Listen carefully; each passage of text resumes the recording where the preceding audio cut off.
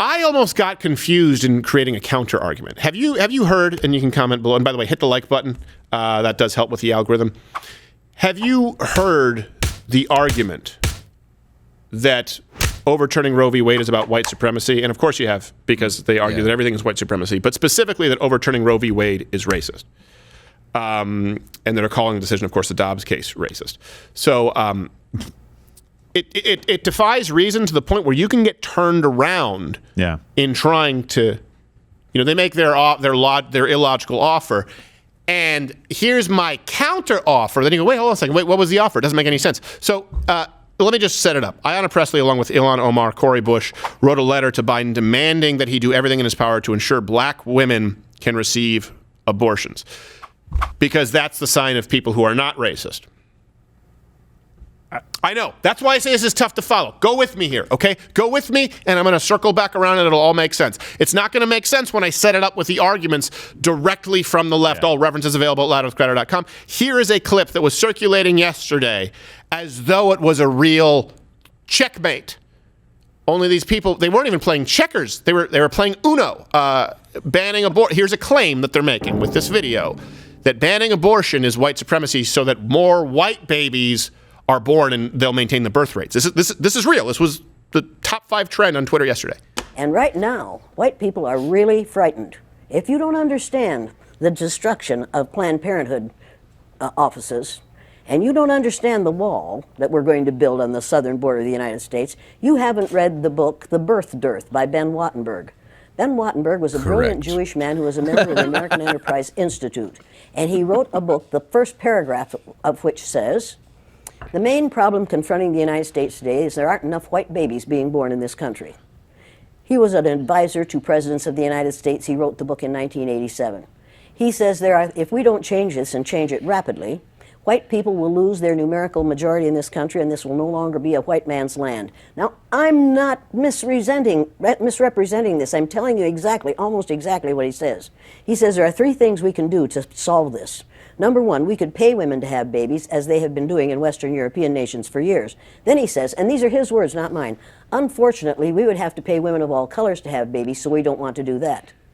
He says the second thing we could do is increase the number of legal immigrants that are allowed into this country every year. Then once again he says, unfortunately, the vast majority of those wanting to come to this country today are people of color, so we don't want to do that. The third thing he says, and women had better pay attention to this, 60% of the fetuses that are aborted every year are white. If we could keep that 60% alive, that would solve our birth dearth. Does that sound like racism to you?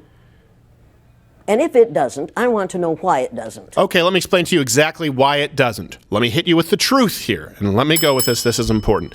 Notice he just said if we could maintain the 60% of white women, stop those abortions. Here's the issue.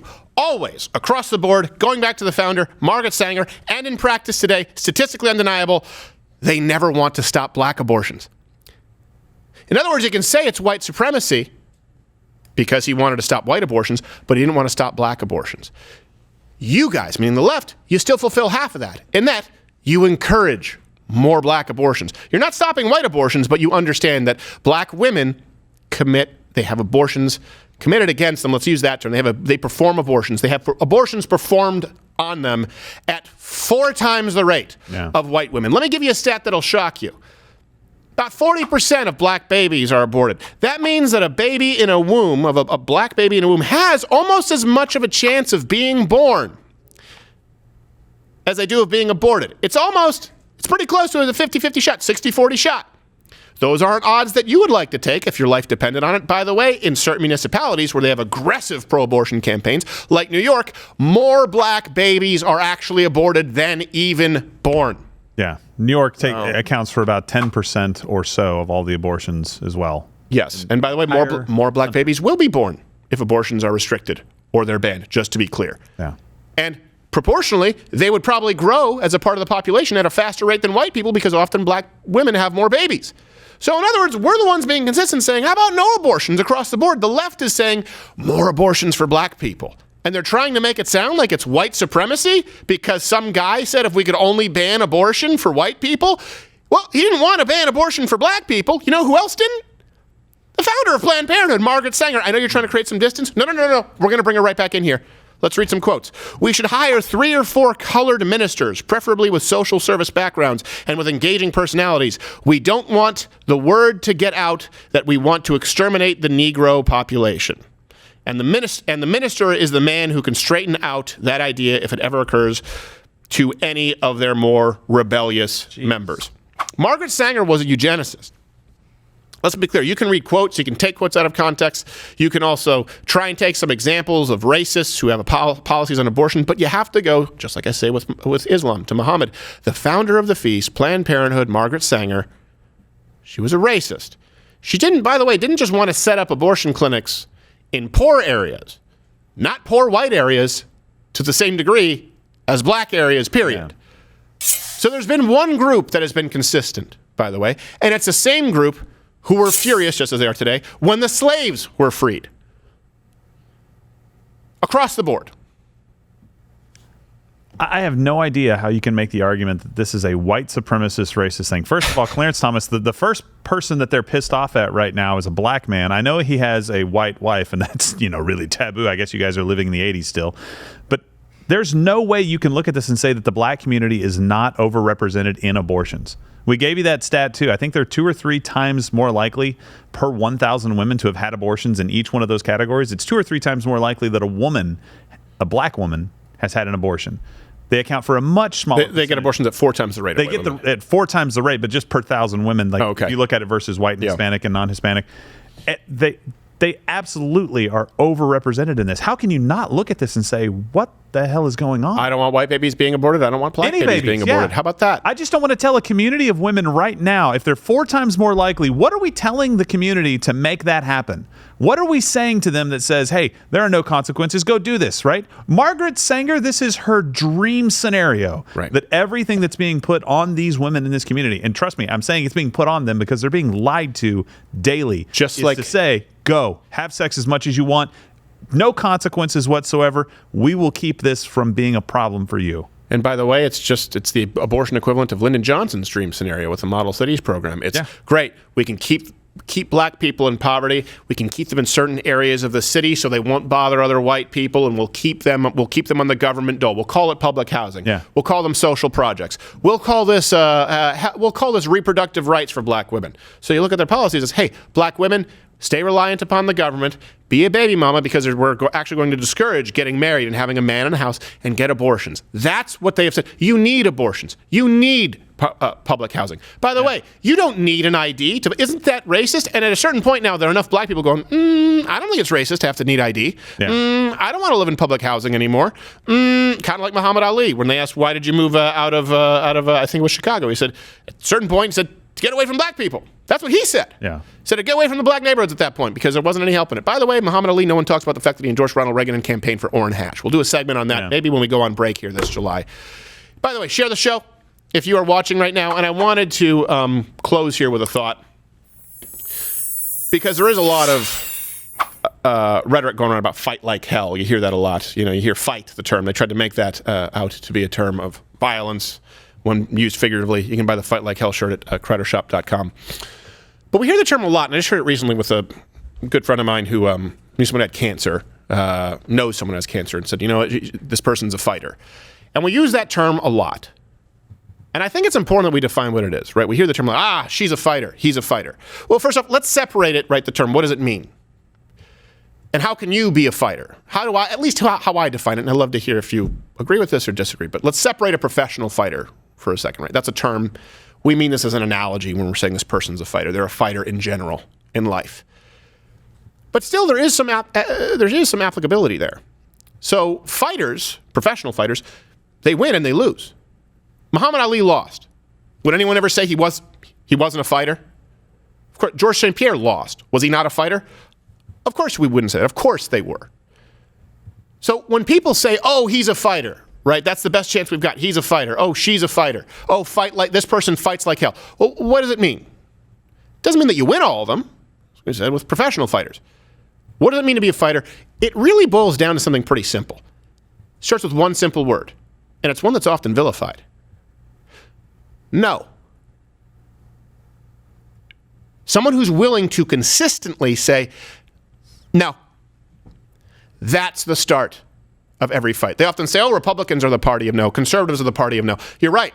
The Supreme Court just said, no, we don't agree. We don't have that authority. Americans could go along and get along and say, sure, you know what, the easiest thing is, okay, abortion is the law of the land. Think about Roe v. This is a long-standing fight. And the people who fought all the way up to the Supreme Court for a long time, it started with them saying, no. It's always easier to get along if you go along. Like maybe your friends want you to do drugs, and you don't want to do drugs. Maybe they want you to mug that lady, play the knockout game, whatever it is. No. Maybe you're sick. Maybe you're in the hospital and you're tired. Been going through some treatments that are tough. And I get it. At some points there, it'd be easier to give in to death. You say no. That's what makes a fighter. Maybe it's easier to just avoid saying something. And this is where we all are, right? Even if I'm taking some severe examples to paint a scenario. But for all of us, maybe it's just easier to avoid saying anything when your friends talk politics, religion, values. Or maybe they say that all Trump voters and all conservatives and all Republicans, insert whatever group here, are Christians, are fascists and Nazis. And a lot of the time, we see this a lot, and particularly with often nice women, good women who want to keep the peace.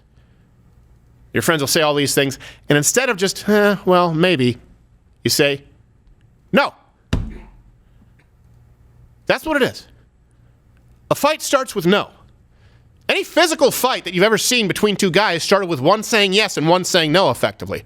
One saying, I'm going to take your lunch, and the guy saying, no, you're not taking my lunch money. One saying, I'm going to talk about your mother this way, and the guy going, nope. No is a line. Get in the van. No. That's a fighter. Get in the alleyway. No. Get on your knees. No. Every fight in life starts with you finally saying no. Why? Because no is the start of rebellion.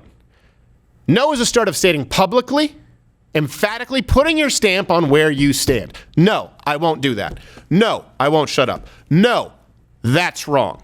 Every single one of those examples is the start of a fight. That's where it begins. And you know what? All of you right now at this point in this country, when actual acts of violence are being committed against you, not just words, you have to accept that. You have to accept that someone says something, you say no, and that's the start of the fight. And unfortunately now they're willing to get physical.